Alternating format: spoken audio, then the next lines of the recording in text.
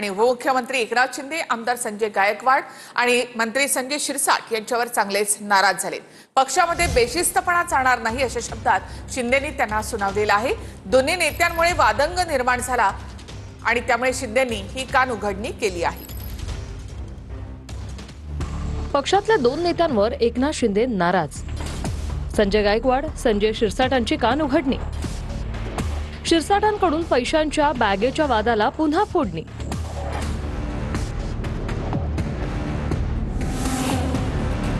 संजय शिरसाट आणि संजय गायकवाड, शिवसेनेतल्या संजय नावाच्या या दोन नेत्यांवर एकनाथ शिंदेंनी नाराजी व्यक्त केली।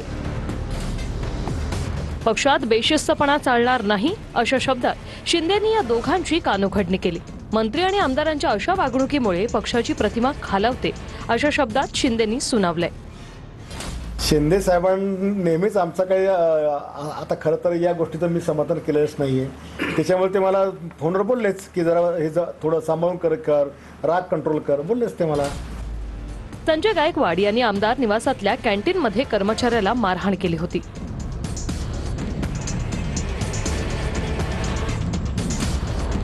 संजय गायकवाडांच्या गुंडगिरीचा व्हिडिओ व्हायरल झाल्यानंतर त्यावर स्पष्टीकरण देताना शिंदेंच्या शिवसेनेच्या नाकी नऊ आलं होतं।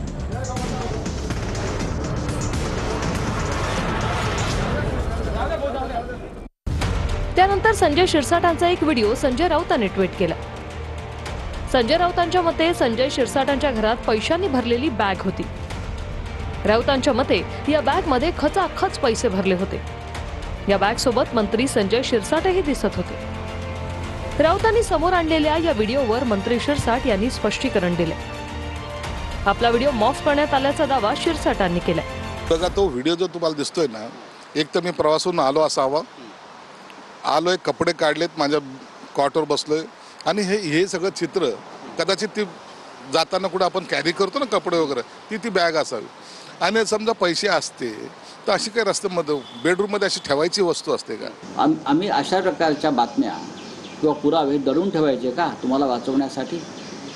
कपड्याची बॅग असेल तर उडून दाखवा, जी उघडलेली होती त्यात दिसतंय काय आहे ते। मॉप केलेला तो व्हिडिओ,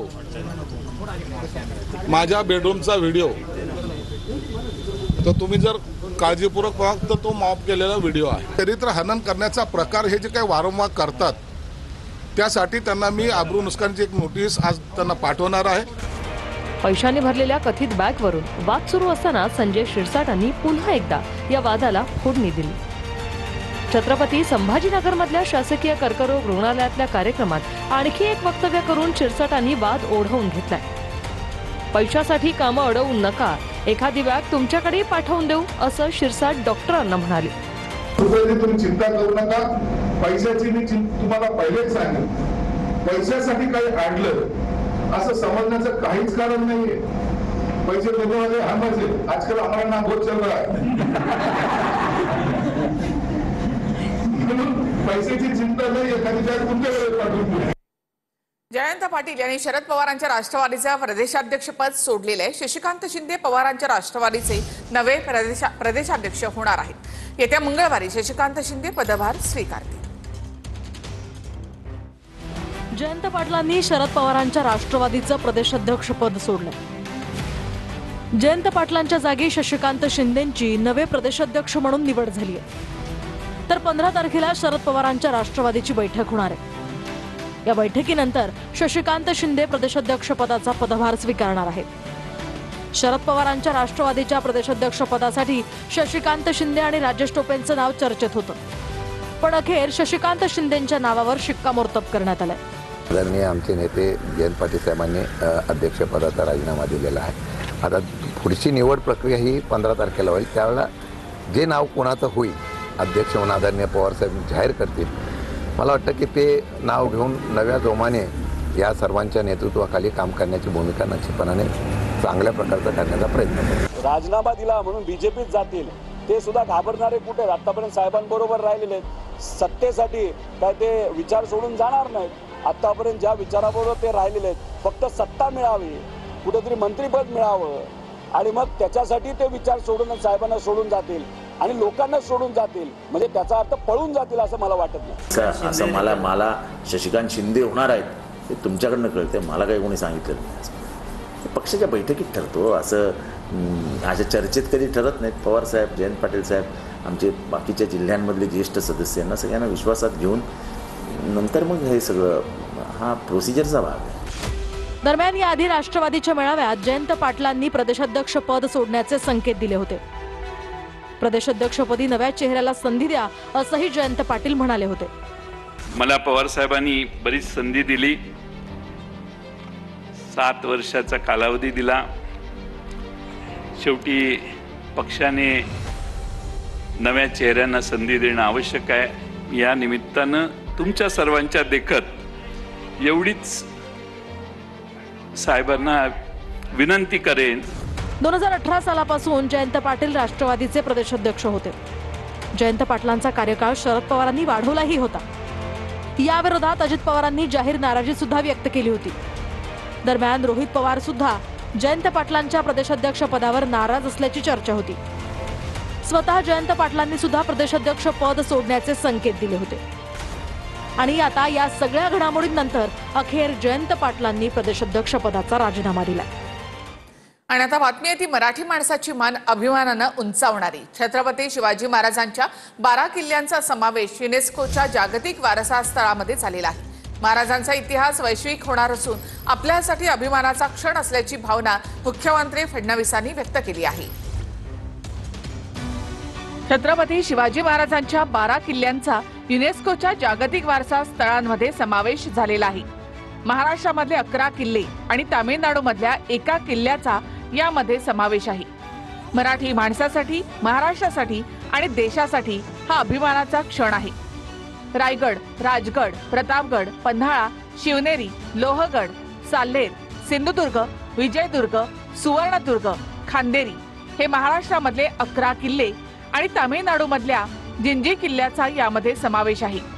की देशाचे प्रधानमंत्री माननीय नरेंद्र मोदीजी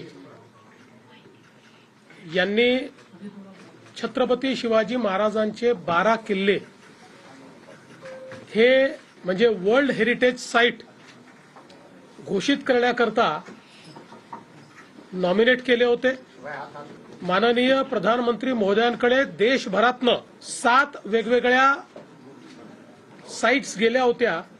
मी प्रधानमंत्री महोदयांचे आभार मानेन. असे 12 किल्ले नॉमिनेट करण्याचा निर्णय घेतला. एकूण 20 देशांना मतदानाचा अधिकार आहे. या सगळ्या देशाच्या अँबॅसेडर सोबत मी स्वतः देखील बोललो. मी शिंदे साहेब आणि अजितदादा आम्ही प्राईम मिनिस्टर साहेबांना विशेष भेटलो आणि त्यांनाही विनंती केली की आपण हे नॉमिनेशन केलंय, परंतु मतदानाची प्रोसेस आहे आणि 20 वेगवेगळे देश आहेत, त्यामुळे भारत सरकारने पुढाकार याच्यामध्ये घेतला पाहिजे. त्या माध्यमातून त्या देशात आपली जी एम्बसी आहे त्यांच्यासोबत संवाद झाला. त्यांनाही आपण एकत्रित केलं. 20ही देशाने आपल्या बाजूने मतदान केलं. आता जागतिक वारसा स्थळ झाल्यामुळे आपले महाराजांचे किल्ले वर्ल्ड मॅपला आलेले आहेत. आता युनेस्कोच्या सगळ्या वेबसाईट्सवर या किल्ल्यांची सगळी ऐतिहासिक माहिती ही त्या ठिकाणी उपलब्ध होणार आहे. वर्ल्ड टुरिझम मॅपवर हे किल्ले त्या ठिकाणी येणार आहेत.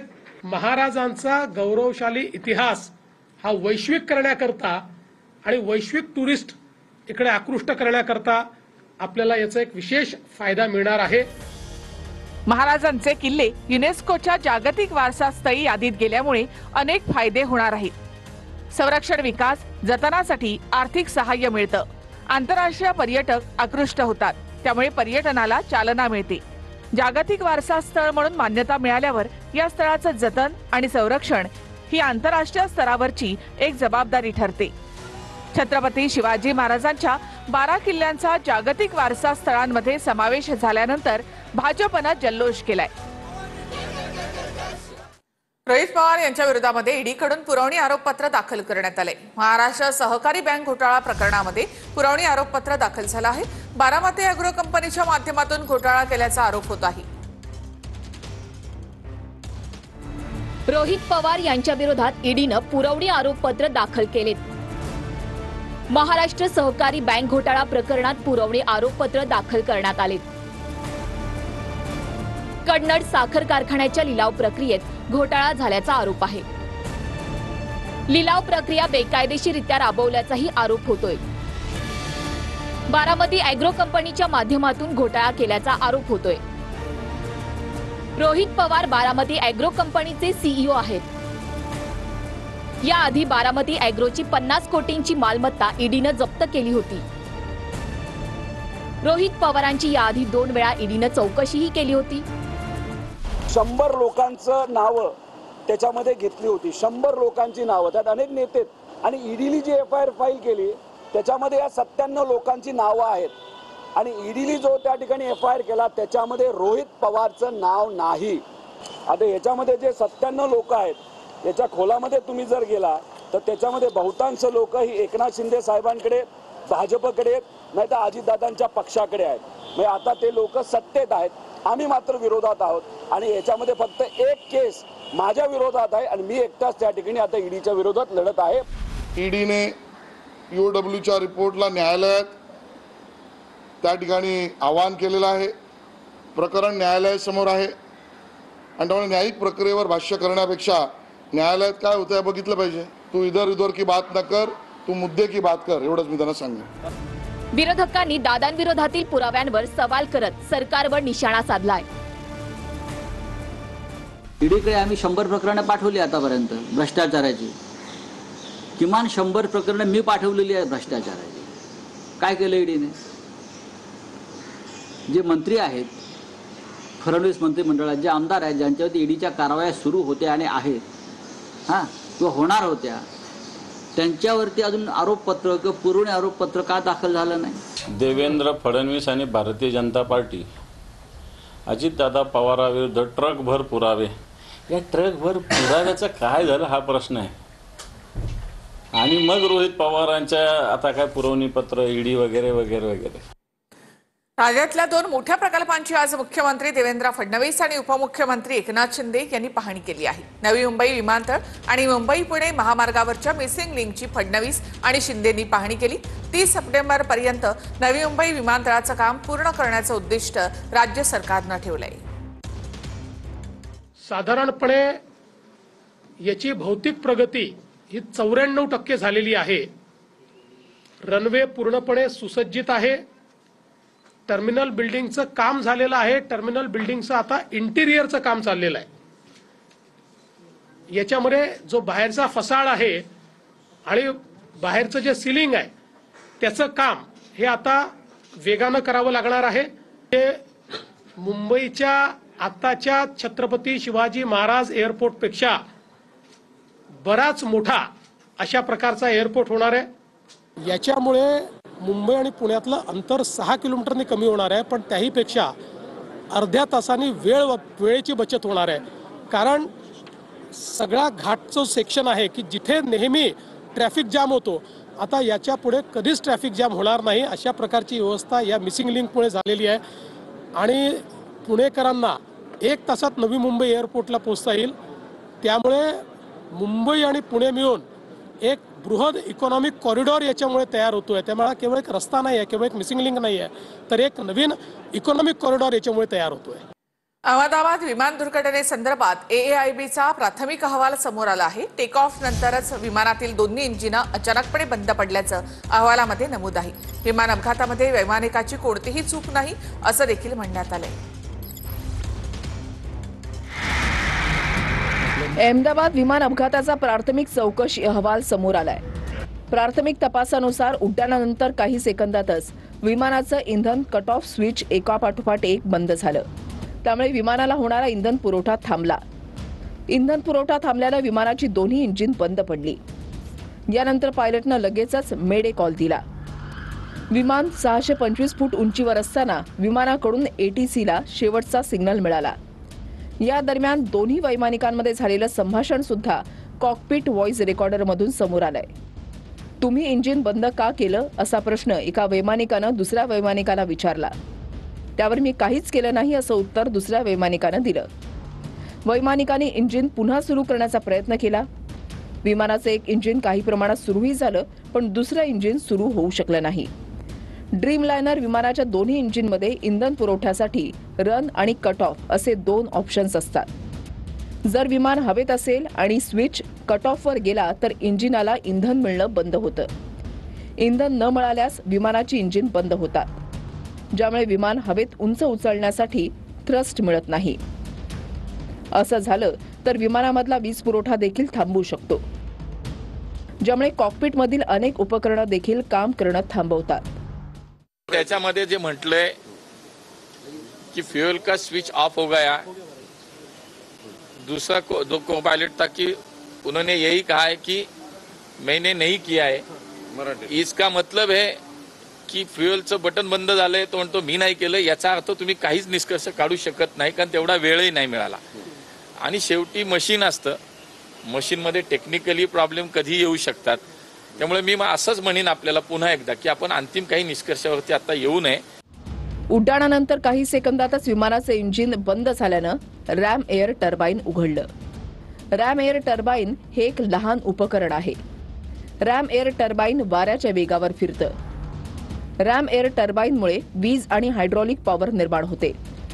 जेव्हा विमानाची मुख्य शक्ती खंडित होते तेव्हा हायड्रॉलिक सिस्टीम बिघडते, तेव्हा रॅम एअर टर्बाईन आपलं काम करतं. रॅम एअर टर्बाईन विमानाची नेव्हिगेशन आणि नियंत्रण प्रणाली काही प्रमाणात कार्यरत ठेवण्यास मदत करते. विमानाच्या इंधनामध्ये कोणतीही समस्या नव्हती. विमानाला उड्डाणाच्या वेळेला कोणताही पक्षी धडकलेला नव्हता. अपघाताच्या वेळेला आकाश पूर्णपणे निरभ्र होतं. दृश्यमानता चांगली होती. वादळासारखी कोणतीही परिस्थिती नव्हती. दोन्ही वैमानिक वैद्यकीय दृष्ट्या तंदुरुस्त होते. वैमानिकाला 8,200 तासांचा उड्डाणाचा अनुभव होता. सहवैमानिकाला 1,100 तासांचा उड्डाणाचा अनुभव होता. त्यामुळे अपघाताला वैमानिक जबाबदार नसल्याचं प्राथमिक अहवालातून समोर आलंय. विमान फक्त इंधन पुरवठा बंद झाल्यानंच कोसळलं. पण हा इंधन पुरवठा का बंद झाला, यात मानवी चूक होती की तांत्रिक चूक होती, हे अद्याप समोर आलेलं नाही.